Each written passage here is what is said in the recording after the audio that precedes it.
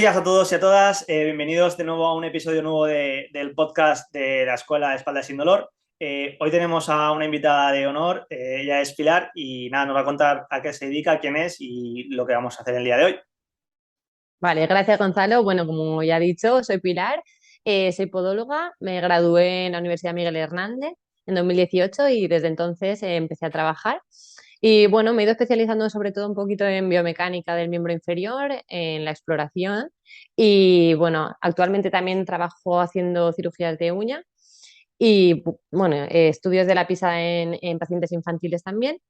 Y podéis encontrarme en la clínica de fisioterapia ECOM en IBI y en Muchamiel en la clínica GM Fisios. Dime. ¿Estás a tiempo de darnos más información o ya nos ponemos directamente con la ronda de preguntas?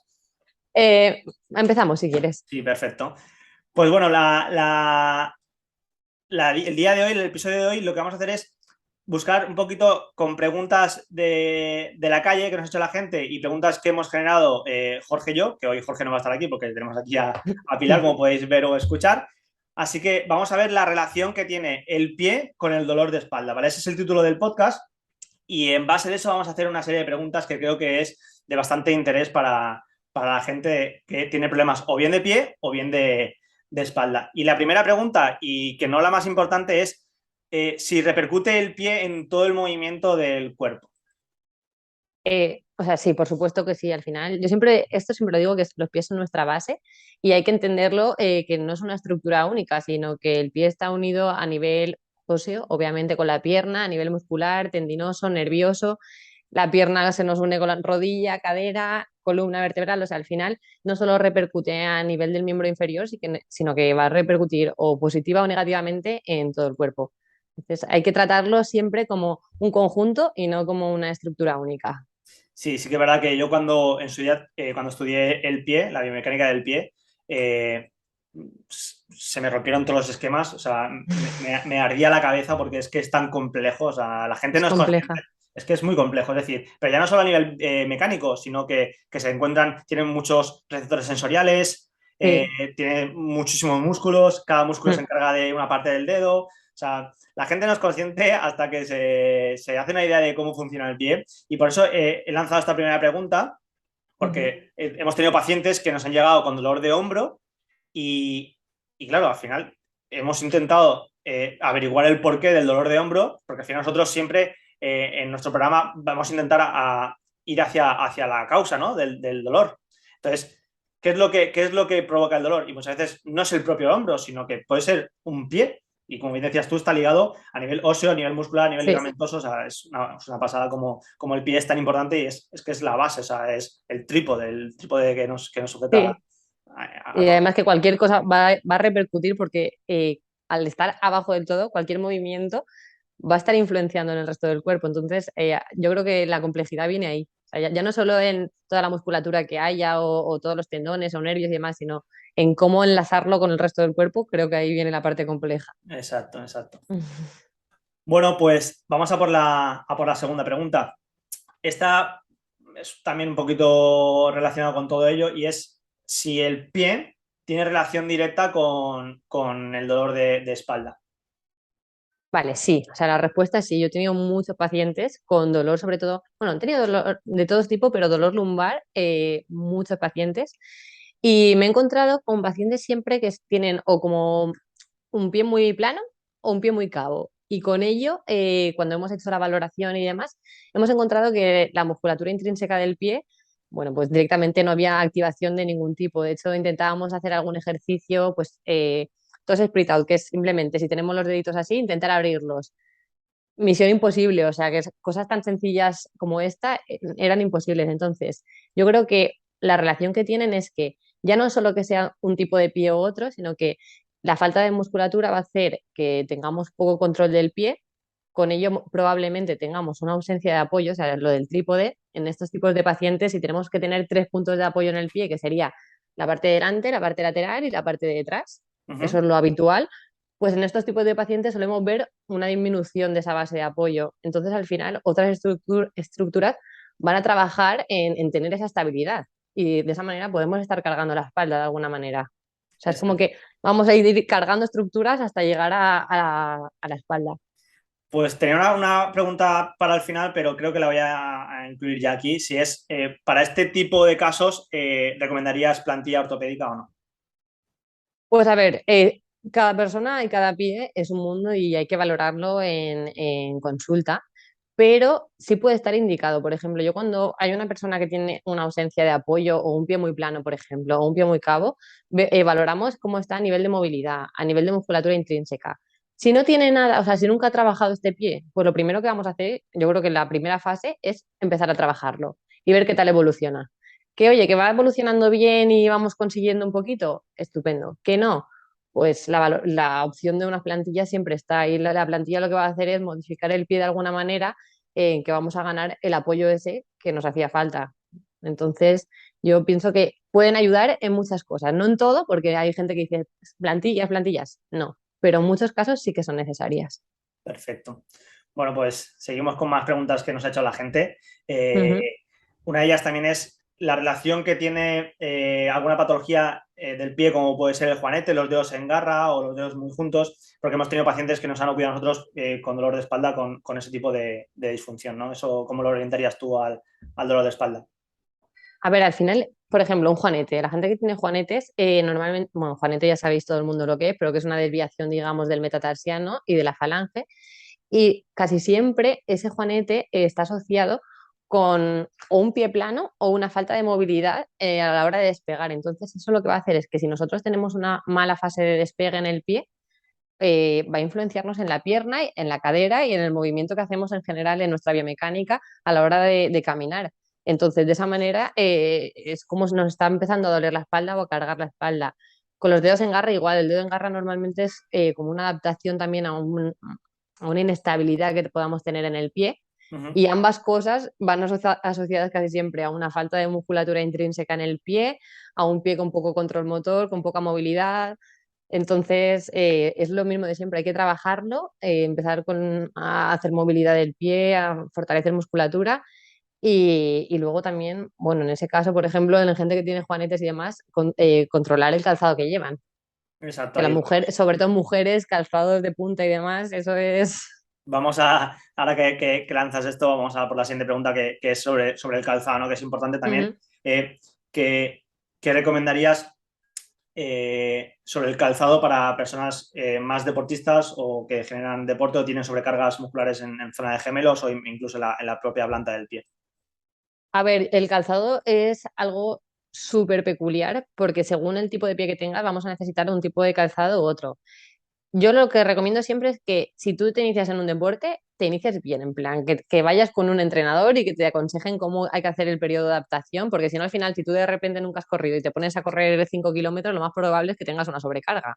Da igual que tengas un pie bueno, un pie malo, las mejores zapatillas, hay que hacer un poco de adaptación. Si tú ya has hecho eso y aún así tienes sobrecargas, yo creo que sería interesante hacer una valoración del pie, de tu biomecánica y decir, vamos a ver si algo de esto está fallando.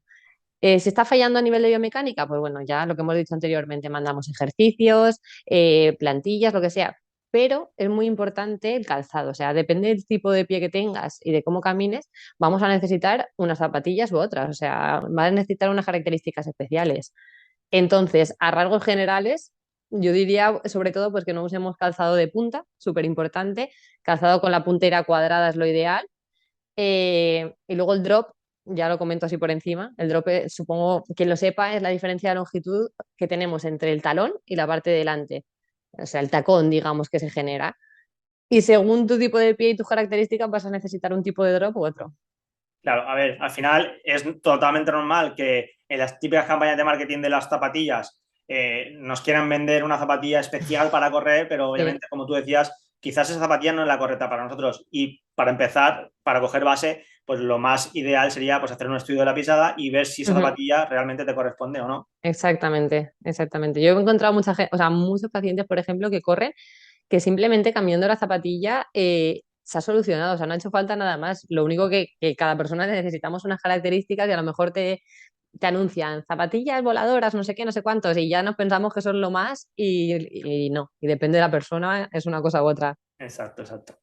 Bueno, seguimos con una pregunta más. Ya nos queda poquito, es un podcast cortito como todos, pero creo que de mucha utilidad para mucha gente. Así que la pregunta es, ¿sueles inculcar a a tus pacientes el ejercicio para los pies? Sí, siempre. O sea, creo que al principio no tanto como ahora, pero creo que cada vez soy más consciente de la importancia que tiene. Y de hecho, muchos pacientes que vienen con problemas, como he comentado anteriormente, la primera etapa de tratamiento es vamos a mandar ejercicios durante X tiempo y hacemos revisión a ver qué tal te encuentras. Y vamos viendo un poquito la evolución. Pero sí, o sea, al final, por ejemplo, las plantillas no hacen un milagro, necesitamos trabajarlo desde dentro y que ese pie, al final también, por ejemplo, si no lo trabajamos, luego pues llega verano, nos quitamos las zapatillas y si nuestro pie no tiene una buena movilidad, ahora vienen las típicas lesiones del verano, que ahora está todo el mundo, que si fascitis plantar, que si no sé qué, Exacto. entonces necesitamos trabajarlo. Pero creo que queda mucho por luchar en ese aspecto porque la gente cuando le dices que tiene que hacer ejercicios para la musculatura del pie, yo creo que estalla la cabeza. Sí, sí, no, o sea, yo no soy podólogo, pero desde mi punto de vista de entrenador también he prescrito ejercicios sobre todo para la prevención de lesión, que es a lo que nosotros Sí. nos dedicamos muchas veces, ¿no? Que para prevenir lesiones pues hay que hacer ejercicios, pero al final la gente, por la típica excusa de no tengo tiempo, ahora Mm. coge el verano y pues me voy a la playa, al final pues cuando se ven ya Sí, en el límite es cuando empiezan a buscar remedios y remedios no hay, o sea, hay que trabajar en conjunto, pues como decías tú, una buena base, un estudio, un buen calzado, si hace que hacer uso de la plantilla, hay que hacer uso, pero al final hay que trabajar el pie. O sea, sí, si tenemos una fascitis, pues hay que trabajar el porqué de la fascitis, ¿no? Que es hacer pues, exactamente. trabajo pues, de la musculatura intrínseca, como has mencionado anteriormente en este episodio, ¿no? Entonces, bueno, vamos con la última.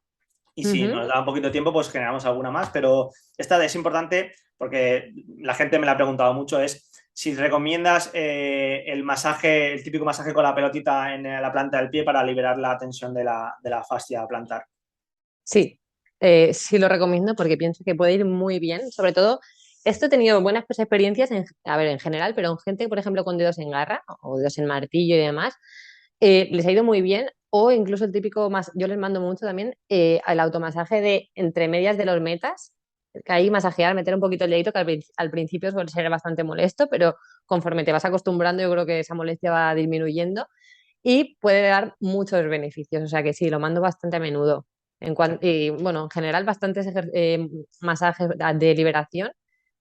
Pienso que tienen muchos beneficios, sí. Perfecto. Bueno, pues una pregunta que me la ha formulado mi cuñada, que es pediatra, y bueno, creo que a la gente le va a interesar mucho, que es la típica pregunta que los bebés deben, pueden, tienen que ir descalzos. Vale, o sea, deben 100% de ir descalzos. Incluso, o sea, esto me refiero antes de caminar, cuando están en el carrito todavía, deben ir descalzos porque en las primeras etapas los bebés tienen más sensibilidad o más propiocepción en los pies que en las manos incluso. Entonces, a través de los pies van a recibir estímulos del medio y entonces si nosotros le ponemos los zapatos, lo que estamos haciendo es, le vamos a disminuir muchísima información que tenemos alrededor, les estamos quitando información que eso va a influenciar en su desarrollo evolutivo. Entonces necesitamos que esos niños estén descalzos, primero antes de caminar descalzos y luego, súper importante, cuando empiezan a caminar descalzos el mayor tiempo posible. O sea, esto que nos decían las madres 20.000 veces, ponte los zapatos, nada, a día de hoy se sabe que es justo lo contrario. Bueno, pues espero que la gente le haya quedado claro esto y que deje libremente a los nenes correr por casa en pañales ahora en verano y descalzos, Eso es. es lo mejor. Bueno, y Sí, sí. otra para concluir ya el episodio, una pregunta que puede ser que esté esto muy de moda es sobre el calzado minimalista. ¿Qué opinas sobre él? Explícanos un poquito qué es y si lo recomiendas para el uso del día a día. A ver, calzado minimalista, como dice la palabra, es un calzado minimalista. O sea, lo que intenta es replicar, digamos, de alguna manera la anatomía del pie. O sea, simplemente es como un calzado de protección, por así decirlo, sin influenciar nada en nuestra forma. Es decir, son calzados muy planos, que dejan espacio en los dedos para que no se nos apriete. O sea, la mayoría de zapatillas que vemos, tanto de deporte como del día a día, tienen punteras redondas, cerraditas, pero minimalistas son punteras cuadradas anchas, completamente flexibles, o sea, tú los puedes doblar totalmente. Entonces lo que intentan es como el libre movimiento del pie. Yo estoy muy a favor de, de estas zapatillas porque van a hacer que nuestra musculatura intrínseca se trabaje, que es algo que no hacemos con el zapato habitual que solemos llevar. pero hay que decir que estos zapatos no son para todo el mundo, porque lo que hemos hablado anteriormente, que las características de cada pie son distintas y necesitamos tener un pie bastante, digamos, funcional para poder llevar estas zapatillas. Y luego también el proceso de cambiar de una zapatilla normal a un minimalista. O sea, tú piensas que la altura que llevamos normalmente en el talón, en las zapatillas corrientes me refiero, por lo menos llevamos a lo mejor unos 10-12 milímetros de altura. Entonces, cuando pasamos a un minimalista, que son cero, que es completamente plano, hay que hacer un poco de adaptación porque si no pueden venir un montón de sobrecargas y de lesiones a raíz de esto. Sí, exacto. O sea, pero eso es como todo. Al final, si estamos acostumbrados a que el pie haga una función o te la hace de una manera con un tipo de calzado, pues obviamente si queremos pasar a calzado minimalista, pues no pases 24 horas con ese tipo de calzado, sino ves adaptándolo poco a poco, pues empieza mejor Exacto. con media hora al día, luego Sí, 3 horas, 4 horas, y al final, pues hasta que el pie cree que está adaptado, pues ya úsalo de manera habitual, ¿no? Para mí es un calzado que yo también recomiendo usar, pero siempre con mucha conciencia antes del proceso de adaptación, ¿no? sí, eso es. No, no es para todo el mundo, pero es un calzado que está muy bien. Perfecto. Pues Mm. nada, aquí concluimos el episodio contigo. Por si alguien se ha conectado a última hora y no ha escuchado dónde te puede encontrarte, pues si quieres refrescar un poquito la ubicación donde Sí, te pueden buscar. sí, yo voy a reflejar un poco tratamientos que doy por si queréis tener un poco en cuenta. Los tratamientos que hago en clínica son quiropodia, que es al final el tratamiento de la piel y las uñas de los pies, durezas, úlceras, uñas encarnadas, cosas así. Estudio de la pisada tanto en adultos como en niños, en infantil. Cirugía de uña, hago cirugías de uñas sobre todo para uñas encarnadas.